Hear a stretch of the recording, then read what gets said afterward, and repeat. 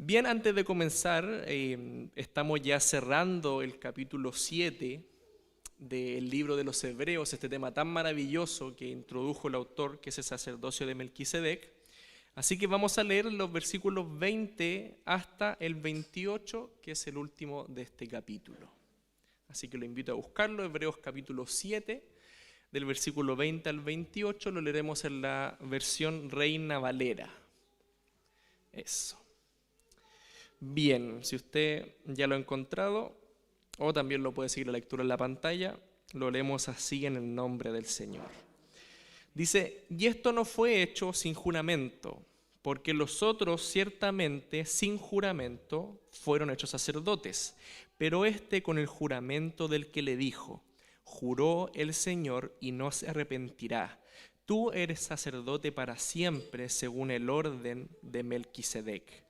Por tanto, Jesús es hecho fiador de un mejor pacto, y los otros sacerdotes llegaron a ser muchos debido a que por la muerte no podían continuar. Mas este, por cuanto permanece para siempre, tiene un sacerdocio inmutable, por lo cual puede también salvar perpetuamente a los que por él se acercan a Dios, viviendo siempre para interceder por ellos. Porque tal sumo sacerdote nos convenía, santo, inocente, sin mancha, apartado de los pecadores y hecho más sublime que los cielos, que no tiene necesidad cada día, como aquellos sumos sacerdotes, de ofrecer primero sacrificio por sus propios pecados y luego por los del pueblo, porque esto lo hizo una vez para siempre, ofreciéndose a sí mismo. Porque la ley constituye sumos sacerdotes a débiles hombres, pero la palabra del juramento, posterior a la ley, al Hijo hecho perfecto para siempre. Lo voy a invitar a que así como está, oremos brevemente con reverencia por la palabra del Señor. Padre Santo, Señor, en esta hora agradecemos este momento al que hemos llegado, a esta exhortación de tu palabra, a este mensaje que nos da vida, que nos da aliento, que nos redarguye, Señor, y nos edifica. Y en nuestra oración y petición, Señor, que en esta hora hables a nuestros corazones, Señor, que me des la claridad para poder expresar tu palabra, Señor, entendiendo que no es mi elocuencia ni mis ideas las que van a transformar los corazones, sino que es tu Espíritu Santo por la palabra que de aquí salga, Señor. Creemos en tu poder, creemos en tu voluntad de hacernos crecer y por ende nos queremos disponer para ello, Señor. Rogamos estas cosas, rogamos que tomes dominio de nuestras mentes y de nuestros corazones y lo hacemos por Jesucristo, nuestro Salvador. Amén. Amén. Este capítulo 7, mis hermanos, ha sido una verdadera bendición. El tiempo, por así decirlo, que el autor del libro se ha tomado para explicar este tema del sumo sacerdocio, del sacerdocio de Melquisedec. Haciendo un recuento, este capítulo 7 es la base para todo lo que viene, ¿sí? Porque el sacerdocio es la base para todo el resto del ministerio, de todas las cosas que el autor va a empezar a explicar desde el capítulo 8 en adelante, ¿sí? Entonces, en este capítulo 7, haciendo un breve resumen, hemos visto todos los argumentos de peso que muestran que el sacerdocio de Melquisedec es mejor que el sacerdocio arónico que constituyó Dios a través de Aarón, y que Jesús es hecho mejor sacerdote que cualquier otro sumo sacerdote que haya.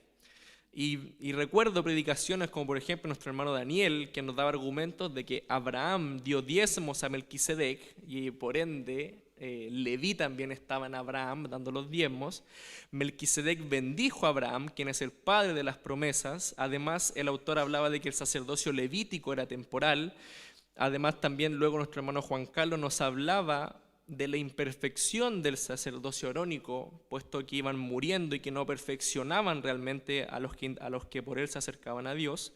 Y por último, nuestro hermano Bernabé nos hablaba de cómo este mandamiento de los sacrificios y de todo esto quedó abrogado por el nuevo sacerdocio que es el de Cristo. O sea, si hay algo importante, mi hermano, que usted tiene que recordar y que tiene que quedarse en su mente para todo lo que viene, es que el sumo sacerdocio de Cristo es mucho mejor, es perfecto en comparación con el del Antiguo Testamento. Ese, mi hermano, es la piedra de fundamento que está estableciendo el autor en este capítulo para poder avanzar ahora a lo que viene. Y vamos a cerrar este capítulo 7 con estos versículos del 20 al 28, donde el autor cierra esta idea y nuevamente busca colocar delante de los lectores lo mejor, que es Cristo. Entonces, para hacer una breve comparación, es como la intención aquí del autor y quienes eran sus lectores, tenemos que entender que para ellos era muy preciado el sacerdocio levítico. Sí, el sacerdocio que estaba establecido por la ley, porque ellos estaban acostumbrados a estos rituales, a los sacrificios, a ir al templo, a la forma en que se hacían las cosas, porque siempre se les dijo, y así era, que ese era el medio de poder obtener perdón de Dios, expiación de sus pecados, de poder acercarse al Señor. Entonces era importante, era muy importante, pero el autor viene a decirles que esto quedó reemplazado por algo mucho mejor, mucho más sublime. Es como, por ejemplo, imagínese que usted trabaja en Santiago y todos los días tiene que estar viajando a Santiago y el auto que usted tiene, ya por poner el mío, es un Chevrolet Corsa, que se le queda en pana, se calienta, pero cumple la función. Si cumple la función, o sea, de que usted llega, pero el medio es defectuoso. ¿Sí? El vehículo no está bien hecho, el chofer no es muy bueno tampoco. Entonces el vehículo está mal, pero el objetivo lo cumple.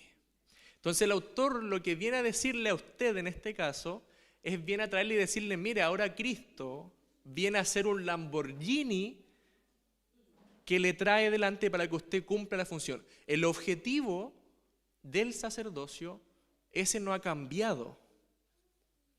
No ha cambiado el por qué tiene que existir un sacerdocio, porque pecado sigue habiendo. Necesitamos todavía intercesor delante del Señor.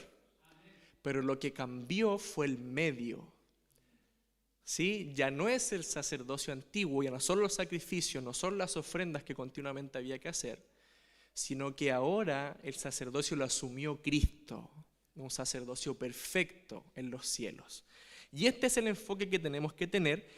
Y además, la segunda consideración es que el enfoque de haber hecho este cambio, de la voluntad de Dios de haber cambiado esto, fue por nosotros. ¿Sí? Fue para nosotros. El Señor, de alguna manera, como yo le comento, el objetivo se estaba cumpliendo con el sacerdocio antiguo. Se estaban haciendo la ofrenda, la gente que de verdadero corazón creía en el Señor, podía acercarse, traía su cordero, traía su palomino, traía la ofrenda y el sacerdote expiaba los pecados. O sea, como le digo, la función la cumplía. Pero sin embargo el Señor quiso traer lo perfecto, porque todo esto era una sombra y figura de lo celestial, que es realmente lo perfecto para nosotros. Entonces, entendiendo esto, vamos a entrar a estos versículos que el autor escribe, donde el autor va haciendo varias cosas, que voy a ir a mencionar varias cosas, pero siempre, por favor, el enfoque, el punto al que vamos a llegar es a la superioridad de Cristo como sumo sacerdote. Ese siempre es el punto, siempre es el enfoque, siempre hacia ahí apunta el autor y lo ha hecho durante todo este capítulo. Primero del 20 del 20 al 24, entrega dos argumentos faltantes para decir nuevamente de que el sacerdocio de Jesús, según Melquisedec, la orden de Melquisedec, es mucho mejor que el anterior. El primer argumento es el juramento, porque el sacerdocio anterior, dice el autor, fue hecho por la ley. ¿Sí? Está establecido en Números, si no me equivoco, o cuando fue establecido el sacerdocio, y fue simplemente por la palabra de Dios. Ahora, no es que la palabra de Dios no tenga peso, sino que lo que pasa es que ahora este sacerdocio, según Melquisedec, tiene más peso todavía porque Dios lo juró. Dios juró esto, como dice el verso 21, juró el Señor y no se arrepentirá. Tú eres sacerdote para siempre, según el orden de Melquisedec. Entonces aquí vemos nuevamente este enfoque, primero, de que el sacerdocio de Cristo es mejor, y segundo, de que era por causa de nosotros, porque ¿qué necesidad tiene el Señor de jurar algo? ¿Ha dicho algo el Señor en algún momento que no haya cumplido?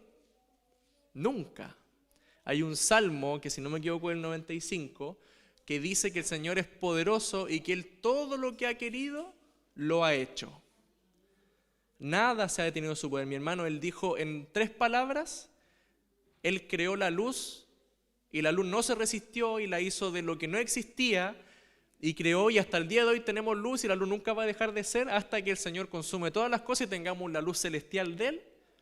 Pero sin embargo, Él por su palabra hizo que lo que vemos ahora fuera hecho de lo que no se ve.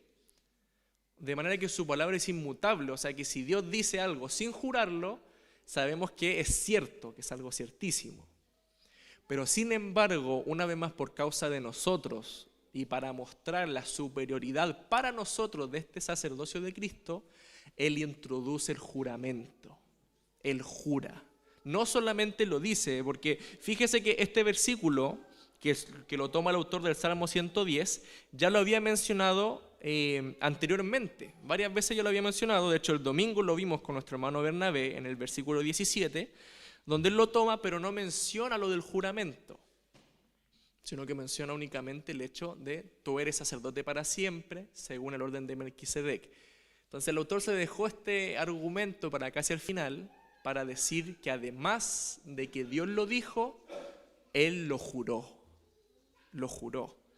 Y como dijo anteriormente el autor, en el capítulo 6, una predicación que tomó nuestro hermano Jacob, hermosa, sobre la promesa a Abraham, Abraham también le juró.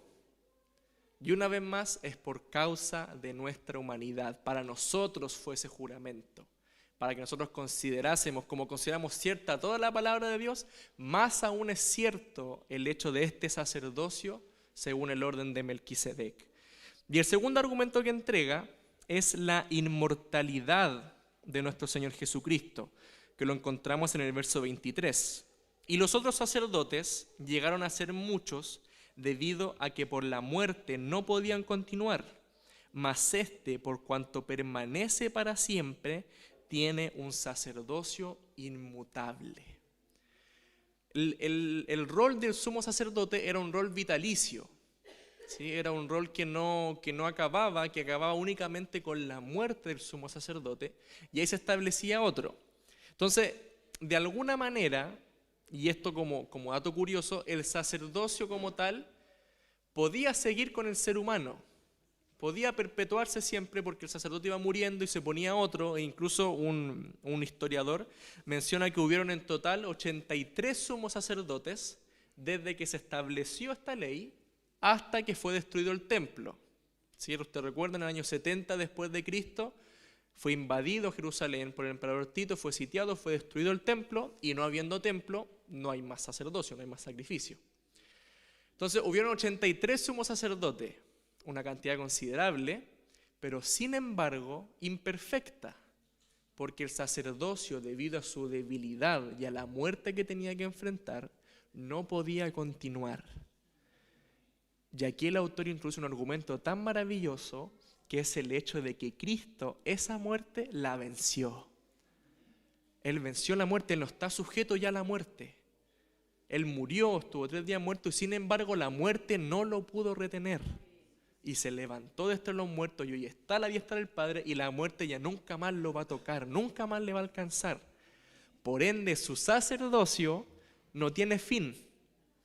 Porque ¿cómo terminaba el sumo sacerdocio anterior? Con la muerte. ¿Cristo muere? No. Por ende, su sacerdocio no termina. Es para siempre, es inmutable, es imperecedero. Debido a esto, entregando ya el autor estos argumentos estos últimos argumentos, menciona cómo debido a esto, en el capítulo 25, un verso maravilloso, cómo él ahora, debido a esto, puede también salvar, dice, perpetuamente a los que por él se acercan a Dios, viviendo siempre para interceder por ellos. Y aquí, mi hermano, y si lo pueden proyectar este versículo, el 25, esto tiene una consideración importante que quizás para nosotros que estamos en el contexto que vivimos después de Cristo, no antes, quizás no tomamos el peso de lo que significa poder acercarnos a Dios con esta confianza. A nosotros ahora se nos está hablando, estamos aprendiendo lo complicado que era anteriormente el acercarse a Dios, pero no lo hemos vivido, no es parte de nuestra vida. De hecho, desde muy pequeño recuerdo que sabía que se podía orar, que uno podía orar al Señor, porque mi madre por su tiempo aquí en la iglesia quedó eso con ella, quedaron enseñanzas con ella. Y nosotros no yendo a la iglesia, no participando, aún así muchas veces orábamos, lloraba en mi pieza, entonces entendiendo como esa facilidad de acceder a Dios. Pero en el Antiguo Testamento la realidad es que no era tan simple acercarse a Dios. Tenemos el mismo ejemplo de todo lo que Dios demanda para el pueblo, para Él poder habitar en medio de ellos y todas las ordenanzas que Él entrega. La misma figura del tabernáculo, donde estaba compuesto de 3 lugares, que era el atrio, después adentro el lugar el santo y luego un lugar santísimo, nos mostraba la dificultad de acceder porque ni siquiera era todo el pueblo que podía acceder. Solamente el sumo sacerdote entraba y una vez al año al lugar santísimo. Entonces no era tan fácil como ahora, que es algo maravilloso que nosotros tenemos, de que nos podemos arrodillar o incluso siquiera sin hacerlo físicamente, sino que podemos postrar nuestro corazón y pedir perdón al Señor y Él nos perdona. Es algo que en el Antiguo Testamento no sucedía con esta facilidad. Imagínese, usted pecaba y usted ya tarde en la noche, por dar un ejemplo, y recién al día siguiente podía usted llegar donde el sumo sacerdote y confesar el pecado y hacer la ofrenda, pero tenía que estar toda la noche con ese clamor, con ese pecado, con eso, porque era algo que era mucho más difícil de acceder antes.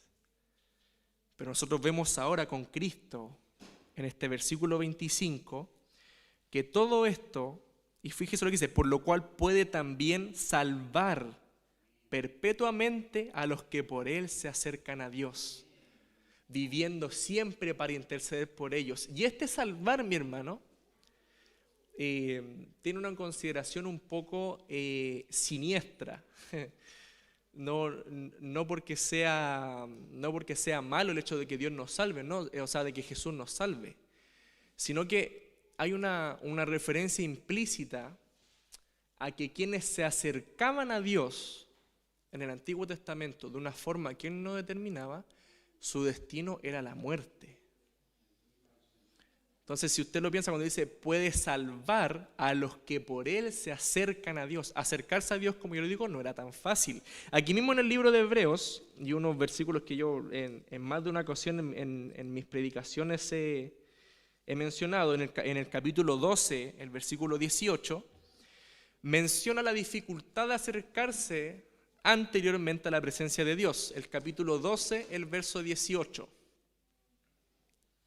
Dice, y fíjese, el autor sigue en esta idea de que no estamos en lo antiguo, sino que con Cristo se inauguró lo nuevo.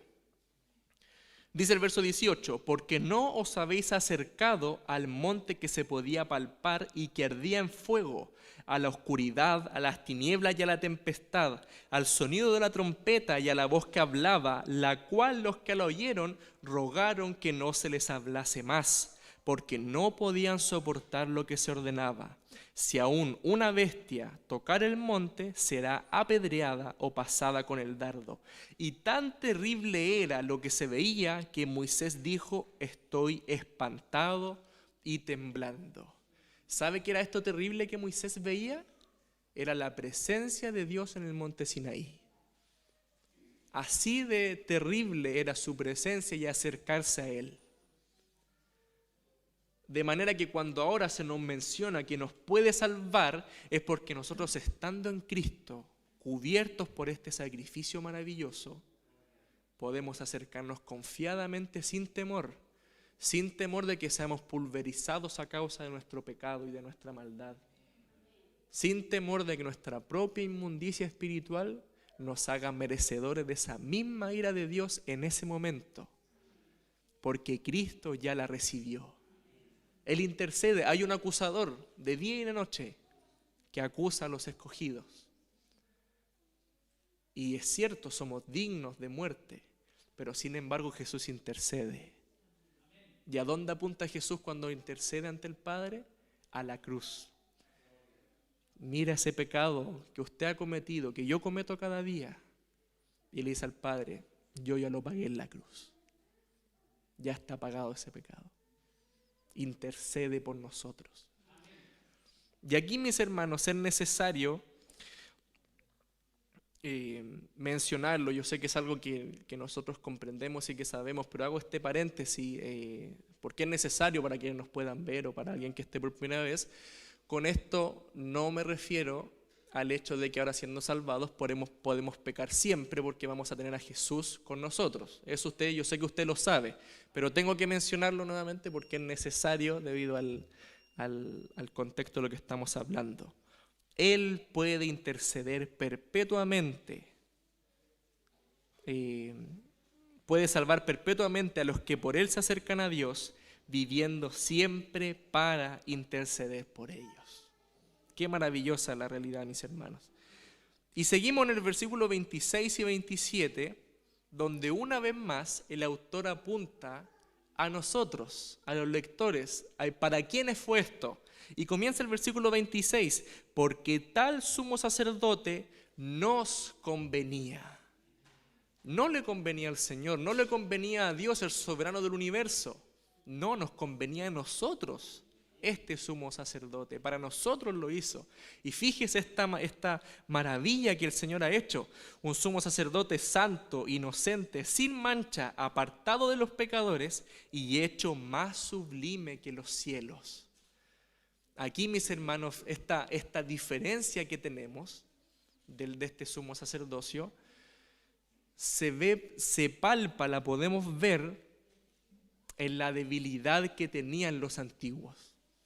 Y un ejemplo que conversábamos el día de ayer en la reunión de obreros, donde conversamos todas estas cosas, mencionábamos el hecho de que el sacerdocio anterior, los sumos sacerdotes, si bien es cierto, eran ministros de Dios, sin embargo tenían sus debilidades. Eran humanos, eran pecadores, y lo dice el verso 26, este sumo sacerdote no es como aquellos sumos sacerdotes que tienen necesidad de ofrecer un sacrificio primero por sus pecados. Sí, no, este sumo sacerdote que es Cristo es perfecto, santo, inocente.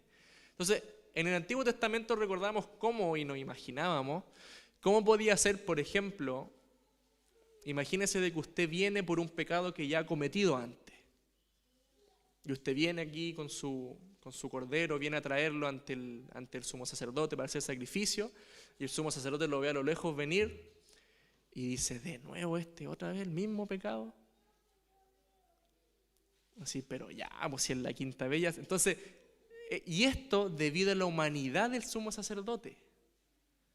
¿Sí? Es como, no sé, hoy en día, por ejemplo, tomando el ejemplo con mi pastor, que está aquí presente, muchos de nosotros nos gusta como es mi pastor, ¿sí? Hay algunos que quizás no. Yo sé quiénes son mi pastor, después yo le paso la lista. Entonces, ya, pero imagínense que después si mi pastor fallece y colocan a otro pastor, ya, por ejemplo, Jaime Ramos. No estoy profetizando ni nada por si acaso, no, ni Dios lo quiera, no. No, pero imagínense después se cambia y a usted no le gusta ahora como es el nuevo pastor, po. Porque usted estaba acostumbrado a cómo era mi pastor, con su cercanía, con la forma que él manejaba las cosas, con cómo le hablaba con usted. Y esto, mis hermanos, era otra de las debilidades que tenía el sumo sacerdocio para el pueblo. De que como iban muriendo y los iban cambiando o los iban colocando, cada sumo sacerdote, como era un ser humano pecador, tal y como usted y como yo, tenía también sus pecados que presentar delante del Señor. Pero este sumo sacerdote no tiene necesidad de hacer eso, porque no tiene pecado propio. No tiene debilidad, no tiene prejuicio contra ustedes. Y es tan maravilloso el hecho, como lo dice en Miqueas, de que Él nos perdona nuestros pecados y los echa en el fondo del mar. Ni siquiera se acuerda. Y cada vez que usted viene por un pecado que ha cometido, es para el Señor como si fuese la primera vez. Así de grande es su gracia y su perdón. No es como el de nosotros, ¿no? Nosotros decimos, no, yo perdono pero no olvido. No, el Señor olvida, echa en el fondo del mar nuestras rebeliones, dice su palabra. Y esto debido a la perfección de este sumo sacerdote. Y esto es maravilloso, mis hermanos, porque dice el versículo 27 que este sumo sacerdote, una vez más lo leo, no tiene necesidad cada día, como aquellos sumos sacerdotes, de ofrecer primero sacrificio por sus propios pecados y luego por los del pueblo. ¿Cuántos sacrificios cree usted que se habrían ofrecido en total en el Antiguo Testamento? Si sacamos cuenta, el sumo sacerdote tenía la capacidad de ofrecer un sacrificio diario por su pecado. Entonces, ya supongamos que ofrecía uno al día solamente. Tenemos 365 sacrificios en un año. Si hablamos desde que fue establecido el sacerdocio hasta que se acabó con Cristo, esto deben ser aproximadamente unos 1500 años, más o menos, 1500, 1600 años. Entonces multiplique esos 1600 por los 365 sacrificios. O sea, hablamos de más de 400.000 sacrificios. Una cuenta rápida. Pero mire lo perfecto que es este sacrificio. ¿Sabe cuántos hizo Cristo? Uno. Un solo sacrificio. Una vez para siempre.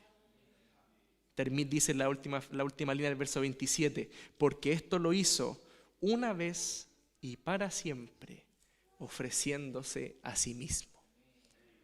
El sacerdocio anterior, los sacerdotes eran imperfectos. Y también los sacrificios eran imperfectos porque no quitaban el pecado del hombre. Y había que estar continuamente ofreciendo sacrificios una y otra vez.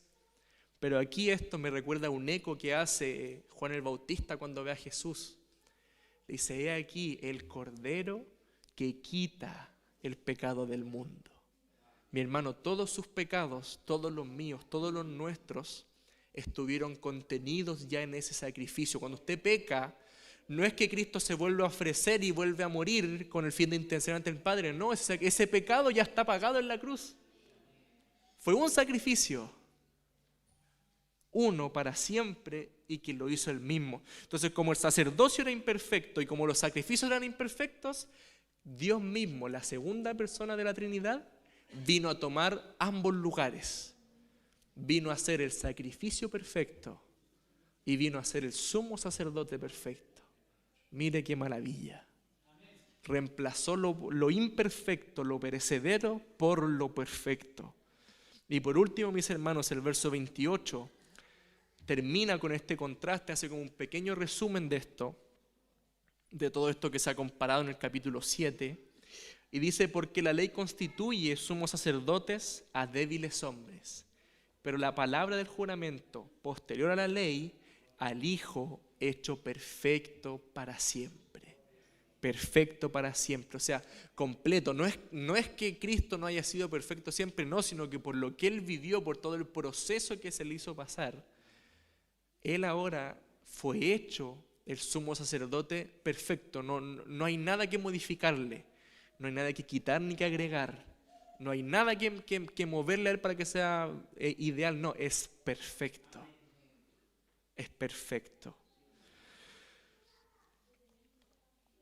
Ahora, mis hermanos, dentro al leer esto y al preparar este mensaje me encontraba con una dificultad de cómo traspasar la importancia de esto hoy día para nosotros. Porque como le mencionaba, nosotros nunca tuvimos que ofrecer estos sacrificios en el templo, no teníamos que comprar estos cabritos, ni los corderos, ni venir a hacer la ofrenda. Entonces, nosotros desde que tenemos conciencia que está Cristo, entonces, ¿cómo entender lo superior que es Él en comparación de algo que no hemos vivido? Y la realidad, mis hermanos, es que vamos a entender la grandeza de este sumo sacerdote y si lo entendemos, si lo valoramos de esta manera, va a ser una evidencia de que entendemos la grandeza de nuestro Creador. Si nosotros tenemos un Dios muy pequeño en nuestra mente, no vamos a necesitar un intercesor. No necesitamos, y es como el común de las personas piensa, tienen un Dios tan pequeño que es como un Dios de bolsillo. Porque no andan trayendo, ¿no? Que todos son cristianos, o todos son creyentes por lo menos, creen en Dios, creen que Dios lo acompaña, entonces andan con Dios aquí y cuando lo necesitan lo sacan. Otro día escuchaba algo tan terrible de una conversación que interceptaron de un narcotraficante con su hijo aquí en Chile, de una madre con su hijo narcotraficante. Y el hijo le contaba cómo él habían salido ilesos de una balacera con carabineros, un narcotraficante. Y cómo él había, ahí dentro de la balacera, había ayudado a los amigos a sacarlos porque están en una casa, que estaban allanando. Entonces, y la mamá le dice, viste hijo, si por eso Dios te bendice, porque eres tan bueno. Entonces, ¿se da cuenta la concepción de Dios que tiene esta persona? Y esa es la concepción que el mundo tiene. Tiene un Dios pequeño, que es como un genio en una lámpara. Cuando lo necesita la frota y el genio sale. Pero ya una vez terminado el labor lo guardamos y volvemos a vivir como que se vuelve a vivir como que no existe.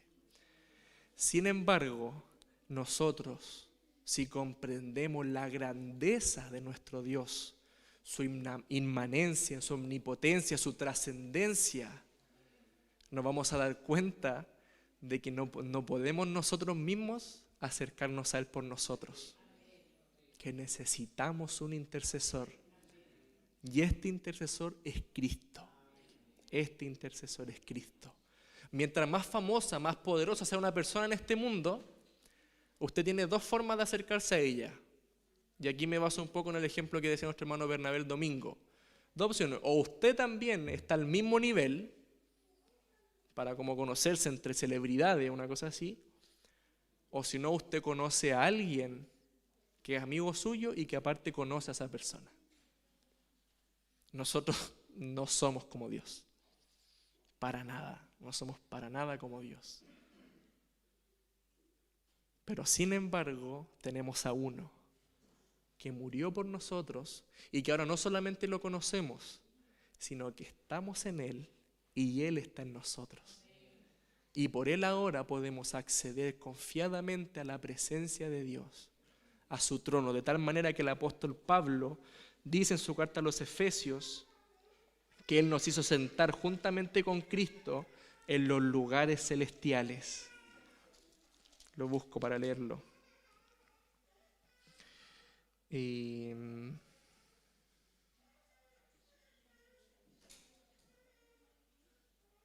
Voy a leer Colosenses mejor. Colosenses en el capítulo 3.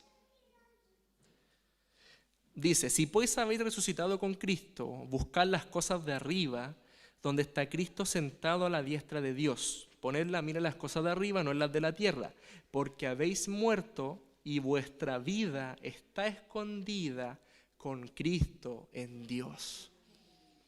Estamos en Cristo. O sea, mi hermano, la importancia que usted le dé ahora a este capítulo 7, a este sacerdocio de Cristo, a este reemplazo perfecto que es ahora nuestro Señor, va a ser la evidencia de la consideración que usted tiene de Dios. Si tenemos un Dios muy pequeño en nuestra mente, no vamos a necesitar intercesor. Sin embargo, si consideramos a Dios como lo sublime que es, vamos a considerar aún más necesario y más cercano a Cristo en nuestros corazones para poder acercarnos a Él.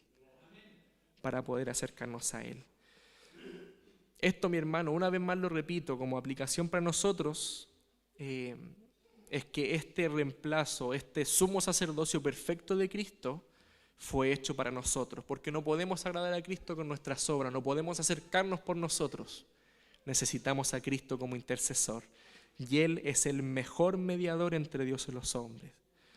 Segundo, tenemos acceso seguro por Cristo a la presencia del Padre, y quizás si usted lo prefiere, creo yo que puede reemplazar esto del sumo sacerdocio, o sea, como palabra, a llamarle a Jesús el camino. porque Él es el camino perfecto de acceso al Padre. Él es el camino, Él lo dijo, yo soy el camino, la verdad y la vida, y nadie viene al Padre sino por mí. Y por último, una vez más destacar, mis hermanos, lo maravilloso que es el versículo 25, donde se nos ofrece este acceso perpetuo, donde dice, por lo cual puede también salvar perpetuamente a los que por Él se acercan a Dios, viviendo siempre para interceder por ellos. Siempre, hermano, siempre. Nunca se aparte del Señor, porque nada nos puede separar del amor de Cristo. Y por ende, como nada nos puede separar de Cristo, siempre podemos acercarnos confiadamente a Él para acceder al Padre. Por perdón, por guía, por misericordia, porque lo necesitamos, mi hermano. Lo necesitamos vivir constantemente en esta sumisión y en este reconocimiento de nuestros pecados. Y podemos hacerlo porque tenemos uno que traspasó los cielos y que ahora intercede por nosotros, no de lejos como aquí lo hacía el sumo sacerdote que estaba a la misma distancia que usted estamos nosotros dos, sino que ahora tenemos un sumo sacerdote que está en los cielos, allá mismo, al lado de Dios, y que Él escucha nuestras oraciones e intercede por nosotros. Póngase de pie, oremos al Señor para dar gracias por este consejo de su palabra. Padre Santo, Celestial, Señor, es maravillosa la obra que hiciste, Señor. El hecho de habernos escogido desde antes de la fundación del mundo y luego, Señor, haber prometido esta simiente, Señor, de la mujer que iba a vencer a la serpiente y luego colocar ahí entre medio a Melquisedec, Señor, y todo el desarrollo de la historia para mostrarnos que Cristo es superior a todas las cosas y que es perfecto, Señor, es algo maravilloso para nosotros, Señor. El comprender, Dios mío, que este sacerdocio anterior no era perfecto, pero que era una sombra de lo que había de venir, que es Cristo, lo perfecto, es para nosotros, Señor, una bendición. Y que estemos incluidos, Señor, dentro de estas cosas. No podemos explicar, Señor, cómo llegamos a este lugar, Dios mío. ¿Cómo es que estamos hoy hablando de estas cosas inefables, sublimes, Señor? La única explicación que tenemos, Señor, es porque a ti te plació que así sea. Te plació aparecerte en nuestros corazones, te plació regenerarnos, darnos nueva vida y traernos a ti. Y aún más hoy nos dice, Señor, que te place estar en Cristo, siempre intercediendo por nosotros, por nuestros pecados y por nuestra salvación. Gracias, Padre Celestial. Señor, permítenos vivir como dignos de esta vocación con la que fuimos llamados. Y teniendo siempre en consideración, Señor, que si pecamos, tenemos abogado para con el Padre, Jesucristo el justo, Señor. Y que si confesamos nuestros pecados, tú eres fiel y justo para perdonar esos pecados y limpiarnos de toda nuestra maldad. Alabado sea este sumo sacerdote, Señor. Alabado sea este camino que se nos abrió al cielo.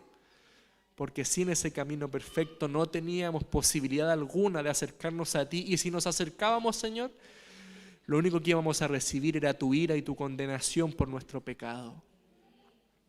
Más gracias te damos, Señor, por este sumo sacerdote que fue hecho el sacrificio y además que es quien hoy intercede por nosotros, Señor. Qué sublime, qué grande es tu gracia, qué pequeños somos, Señor, y qué grande eres tú. Permite que esta palabra haga vida en nuestros corazones, Señor. Perdónanos por nuestra humana debilidad, Señor. Perdónanos por todo el pecado que traemos hasta este lugar, Señor. Nos postramos ante ti en esta hora, rogando estas cosas con reverencia, Señor, entendiendo lo que somos. Y te rogamos que nos ayudes a entender, Dios mío, a comprender el incomprensible amor tuyo, Señor, y tu grandeza. Gracias, Padre, por esta bendición, por esta palabra. La rogamos, Señor, todo esto en esta hora, por Cristo, nuestro buen y amado Salvador. Amén. Amén.